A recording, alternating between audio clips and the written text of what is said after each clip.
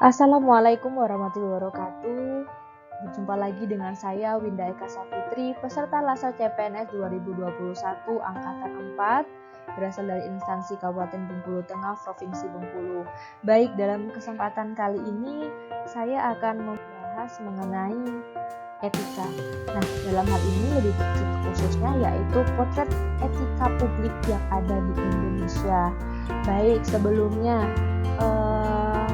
apa sih etika, kemudian apa hubungannya, kemudian etika publik, apa saja contoh etika publik yang ada di Indonesia.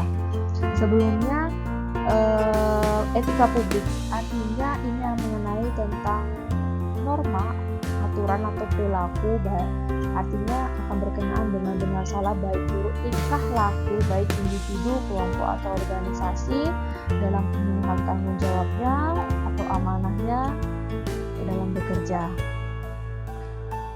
Baik, langsung saja. Contohnya yang pertama yaitu pengisian absensi kerja yang kurang jujur.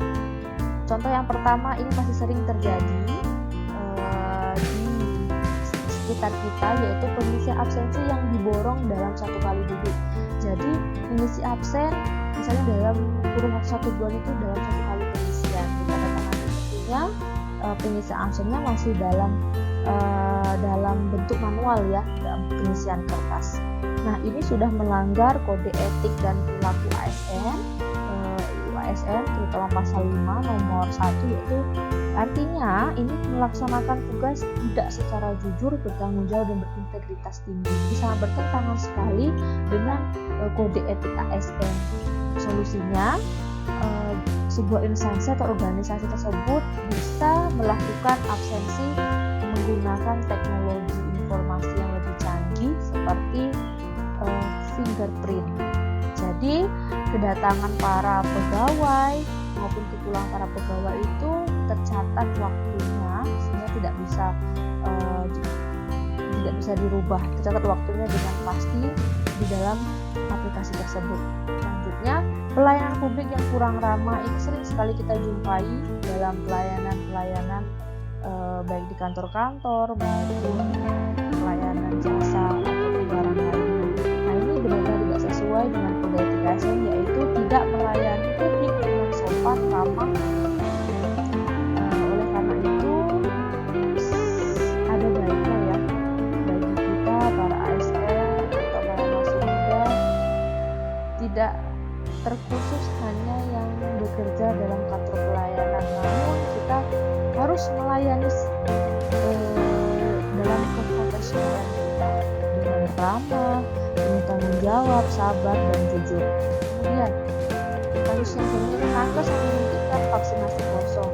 Nah, ini benar-benar melanggar ya, jadi tidak bekerja tidak dengan jujur. Kita ketahui selama pandemi COVID-19 ini bahwa negara kita, pendapatan negara kita itu dibelanjakan untuk membeli vaksin, di mana vaksin ini diharapkan bisa menjadi sebuah solusi untuk menangani pandemi penyebaran COVID-19 di Indonesia. Jadi ini tidak sesuai, berarti menggunakan kekayaan atau bahan milik negara itu tidak efisien dan tidak efektif.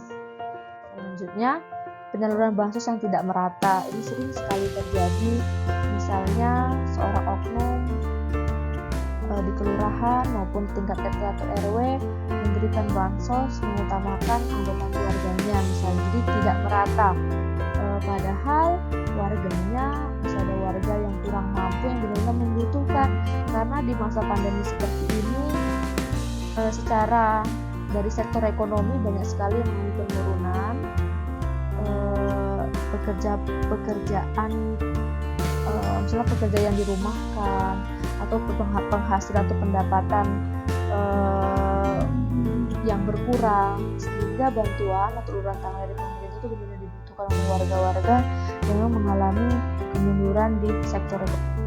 Kemudian ada kemunduran moral di dunia pendidikan. Baik, karena saya seorang tenaga pendidik, saya guru, kemunduran moral di sini dikarenakan pembelajaran secara online. Jadi tatap muka di sekolah itu benar-benar terbatas. Misalnya itu awal-awal dulu terjadi pandemi itu semua kegiatan belajar mengajar itu dilaksanakan di rumah melalui online.